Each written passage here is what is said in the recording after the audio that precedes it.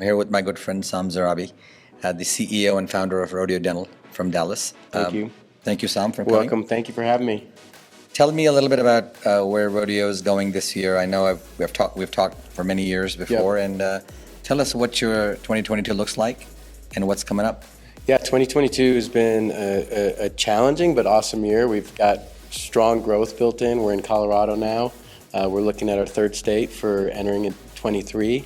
So excited about that, but also a challenging year, right? That where people around the country are dealing with, from staffing shortages to recruiting and finding the right teams, and so all of that with the increased cost, we're just working hard and building good teams and looking forward to 23. How are you recruiting right now?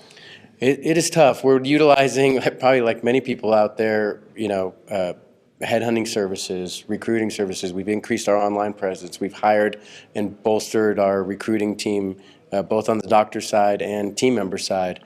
So, we're working hard just like everybody is, but it is a challenging environment as I've ever seen. Are you going to the schools at all? Yes, absolutely. I love working with my alma mater, Pacific Dugoni, but we love being part of all the dental schools, I think, both to give back and teach and talk to the students, but also to really cultivate the younger dentists to come into an environment where we support building their careers through education, mini residencies, things like that.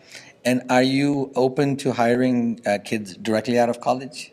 Directly out of dental school? I wouldn't trust a college kid to do my team, That's but right. no, but Directly out of, absolutely no. Listen, my little brother just graduated from dental school, so we're connected very much. Those are our future dentists, and so absolutely we will hire somebody right out of school and cultivate and lean into the education piece for them. And that's important because one of the things I'm hearing from people who are graduating dental schools is that the last 2 years has been tough in the dental school environment. Sure. There's not a lot of hands-on Yes. training because of COVID and the restrictions and everything else. So they're coming out, maybe have done one crown. Right. Yeah. And that too in a kind of a engineered setting. Sure. So how do you get these doctors that are just graduating school, joining Rodeo? How do you get them trained up? Is there some program? Yeah, absolutely. Great question. So for years now, this is not something new. We've developed what we call our mini residency program. So all of our new grads come in, we put them on a track where there's case presentations. We've got multidisciplinary group practice. So we have pedo, ortho, endo, oral surgery all in-house. So we will give them tracks to work with those specific specialists. Wow. And then we'll set up sort of days where we'll work with some nonprofit groups, bring in volunteer patients, Oh, very nice. and create sort of a cool CE course around it. And we'll do that for each specialty track so people can level up their skill sets within whatever they're interested in. But let's say a new doctor starts Yep. and in an office, will they have some mentorship as they're Number they one, get stuck? yeah. They get stuck. I'm like, I don't know how to do this. Yes, each doc will get a mentor doc that they can work with, and Okay. and so that is, I think, the number one demand we're seeing out of the younger dentists coming out. More than what they're getting paid, more than the environment, they want mentorship. You hear that over and over again. I mean, that's the key, right? Right now, Yeah. if you want to recruit doctors out of dental schools, you hopefully have a program like the mini residency. Yep. Yeah, and that's going to get make you better than most guys out there who are saying, okay, well, start working tomorrow and producing. I don't even know how to do some of the stuff. I've learned it in theory, but Yeah. I've not had enough practice. That's what happened to me when I came out of school in '08. I got thrown into a practice. I got just sort of launched in there, sink or swim, and that was a very stressful environment. And so we wanted to adapt that and create something different for our docs.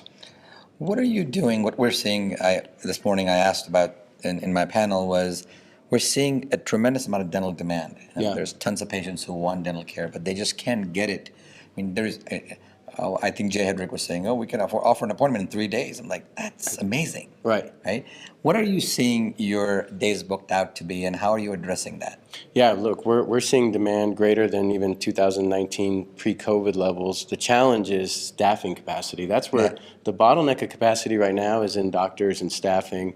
And so, that's where you don't want to burn your teams out with, over scheduling and things like that. But we're seeing strong demand on the patient side. I think people are talking a little bit about some of the softness maybe in the fee-for-service stuff like braces and things compared to last year. Ortho, yeah. As prices have gone up. So we'll see in the second half how that plays out. But overall demand is strong on the patient side.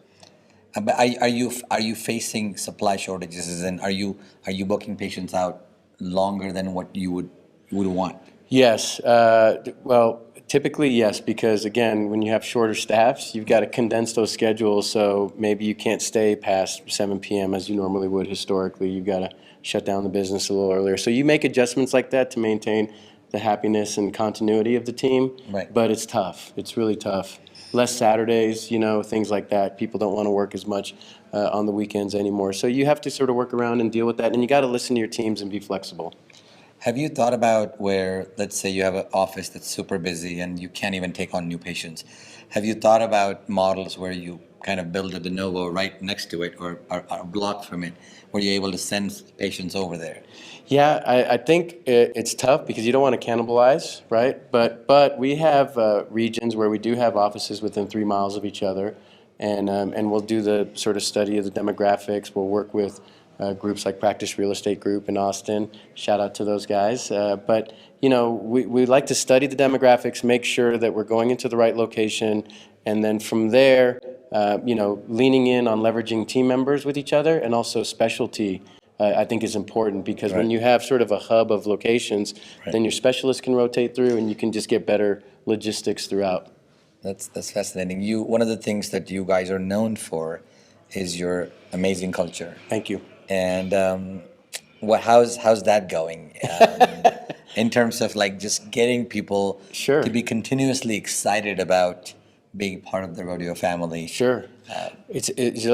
Culture in this environment is challenging, right? You got to maintain, you got to adapt. What it looked like in 2019 is different from now, but we're committed to the investment, and so we have our biweekly town halls where we have all 1,000 team members and employees sharing stories with each other on Zoom. It's a 30-minute sort of morning team huddle, but it's sort of taken this new life where people are giving awards to each other, shout outs, and it's like almost like a pep rally. So that's something that we've adapted that's different and new in today's environment. We've got our Rodeo Mix platform, which is our own intranet. Social media, your own social media. Where team members can share stories, give highlights to each other, birthdays, anniversaries, things like that. So that's been an awesome addition. So getting creative in the environment to where you can switch things out that maybe you did before and implement new technology to supplant. What I love about you guys is you're so proactive in thinking about this stuff. I mean, you don't want to, see a decline for a year and then something, what's wrong? Well, maybe our culture is wrong. Well, you didn't work on it, right? It's a continuous process. You have to, and look. Some offices have better cultures than the other. It's never always perfect. You will never have 100%. Anybody that tells you that, they haven't studied their practices, because practices struggle. Different people leave. You have people come in, and so you have to constantly invest. Water the flowers and grow it in a positive manner.